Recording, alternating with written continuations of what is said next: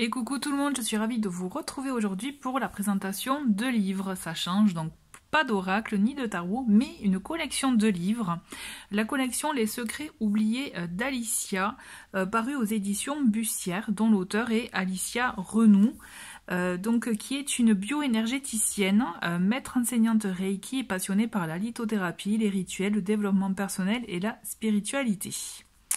Donc elle a donc une collection de livres, donc comme je vous l'ai dit aux éditions Bussière, qui sont, du coup il faut le reconnaître, ça je trouve ça très bien, c'est imprimé en France et en plus à un prix abordable au prix de 13,20 €. Donc du coup c'est plutôt même sympa je trouve de proposer cette collection là. Donc dans cette collection nous avons deux livres en lien avec les rituels et un avec la magie et richesse de l'âme. Je vais commencer avec la magie et les richesses de l'âme, puisque ce livre est différent des deux autres. Donc nous avons... Je vais vous expliquer tout ça. Donc dans la table des matières, tout est expliqué. C'est vraiment un livre qui va vous aider à, je dirais, à vous relier à votre âme, à comprendre aussi peut-être des fois ce que vous pouvez ressentir ou les choses. Ça peut répondre à plusieurs questions. C'est plutôt bien fait, j'ai trouvé. Donc on a plusieurs pistes d'exploration. Chaque chapitre vraiment apporte des pistes d'exploration. Il peut même répondre à vos questions. Donc c'est ça qui est plutôt intéressant. On a donc dans une première partie nature de l'âme, donc avec les perspectives philosophiques, religieuses, psychologiques et transpersonnelles. Donc elle y explique en tout cas voilà sa vision afin de comprendre l'âme. Ensuite on a une partie avec l'âme, l'esprit, l'âme et le corps. Donc comment les distinguer, les liens entre l'esprit, l'âme et le corps, des explications sur le bouddhisme également. La connaissance de soi, le pouvoir transformateur de l'esprit également. Ensuite, on a les différentes facettes de l'âme. Donc l'âme en conscience, source de créativité ou alors comme guide intérieur. Et enfin, comment explorer les profondeurs de l'âme.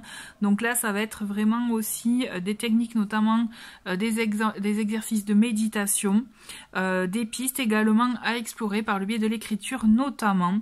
En tout cas, ce sont autant de chapitres que de voies d'exploration que vous pouvez mener personnellement. Si vous désirez vraiment vous accorder des moments, je dirais seul avec vous-même, là ça peut être clairement un livre qui peut vous aider à entamer un processus, un travail introspectif vraiment intéressant. Donc vous voyez, ça continue. C'est un livre très complet. Donc ici nous avons l'âme en action. Donc des exercices de pleine conscience, des pratiques de gratitude pour vous permettre vraiment à explorer tout ça. Il y a des rituels et des méditations pour cultiver votre présence. Donc là, elle explique qu'il y a des rituels du matin, du soir, des méditations également, nourrir et soigner son âme, donc nourrir le corps, le lien avec l'alimentation, la nourriture aussi, je dirais la valeur qu'on accorde à ce qu'on mange, à ce qu'on intègre. Puisqu'on parle de nourrir son âme, mais nourrir son cœur aussi, son cœur effectivement, et son corps c'est important. Donc relation et connexion sociale aussi, nourriture pour l'âme, vous voyez, c'est marrant, je venais de le dire. Donc elle explique aussi ce point-là, et aussi comment surmonter des obstacles. Il y a cette notion aussi de trouver l'harmonie, et enfin des explorations avec différentes questions vraiment auxquelles elle répond. Donc vous voyez, c'est vraiment on dirait pas comme ça, mais dans ce petit livre, il y a vraiment beaucoup d'informations qui peuvent vraiment être éclairantes. J'avais envie de vous montrer, parce que je ne vais pas vous le montrer en détail puisqu'il y a les deux autres livres, mais quand même pour vous montrer comment sont construits les chapitres. On va prendre, voilà, typiquement l'esprit, l'âme et le corps. Comment les distinguer? Donc vous voyez, on a l'esprit, donc l'esprit cognitif, mental, le siège de la raison, temporaire et changeant, donc on a des explications. L'écriture, elle est vraiment fluide. Ça donne vraiment le temps, je dirais, d'intégrer les choses. On peut les intégrer facilement sans problème. Donc vous voyez, les chapitres se suivent. Donc là, on a le lien entre l'âme, l'esprit et le corps.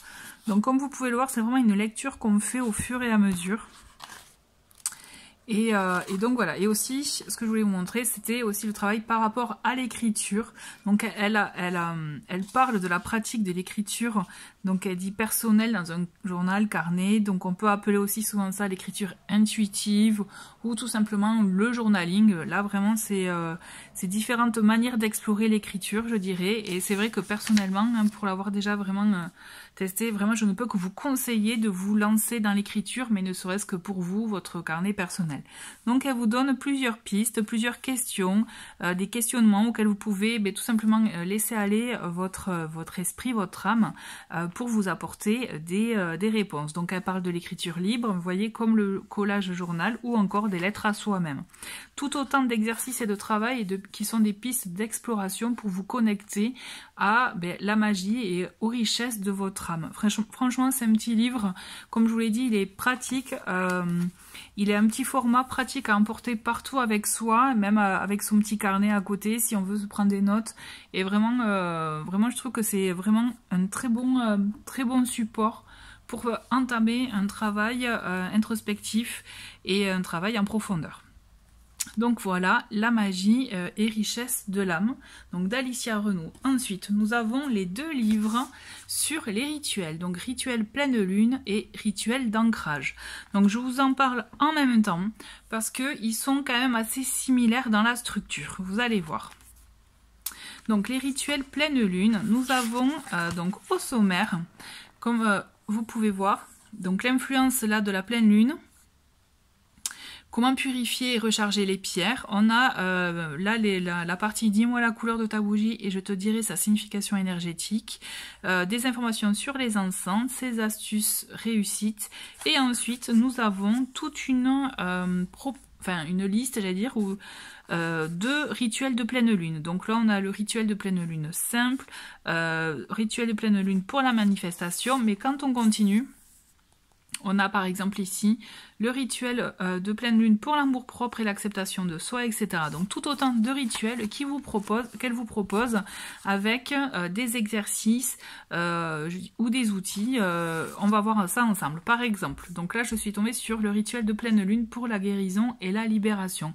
À chaque fois, vous aurez ici matériel nécessaire. Donc là, typiquement, une bougie bleue ou violette, un espace calme en plein air ou à l'intérieur, un carnet de notes, un stylo, des herbes séchées ou de l'encens, facultatif, mais c'est à vous de voir suivant vos préférences. Parce que c'est vrai que c'est toujours préférable d'instaurer un climat dans lequel vous vous sentez bien. Même si par exemple vous avez envie d'ajouter autre chose, n'hésitez pas, vraiment. À mon avis, c'est vraiment dans ces conditions-là qu'on fait au mieux, qu'on procède au mieux au rituel pour soi et surtout pour cet exercice, je dirais, d'espace sacré, quoi, tout simplement. Donc elle nous explique ici, en gros, pourquoi a été conçu ce rituel, à quoi il sert. Nous avons les étapes, donc la préparation, choisir un endroit calme, par exemple, enfin voilà, donc pour pratiquer à l'extérieur, sous la lumière de la lune ou à l'intérieur près d'une fenêtre. Donc elle parle donc d'allumer la bougie. Ensuite on a le centrage, le fait de se recentrer soi, là en lien notamment avec la respiration, l'écriture des intentions. Prenez votre carnet de notes et elle explique, voilà, donc écrivez une liste des aspects de votre vie, ce que vous souhaitez guérir, des éléments que vous désirez libérer. Il faut être, voilà, spécifique et honnête avec soi. Effectivement, si on n'est pas authentique avec soi, c'est vrai que ces rituels, finalement, hein, bon, ça rime pas grand-chose de les faire. Ensuite, on a l'élévation d'énergie.